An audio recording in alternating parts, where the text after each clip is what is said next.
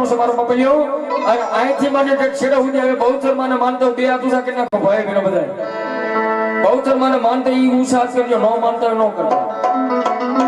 હા માને તેમ કેમ ન માને બાપ કારણ કે ગામની રખવાળી કરીને માં આવી બેઠી છે ત્યારે એક પ્લેટ રાખજો ઉસા પર હેઠાનો મૂકી દેતા ઉસા રાખજો અને ડાકના તળે તાળી કરજો હુકમ મારી માટે ને બહુચર માં રાજી થાય એટલા માટે એ બહુચર આવશે રે ટુકડા ભાગશે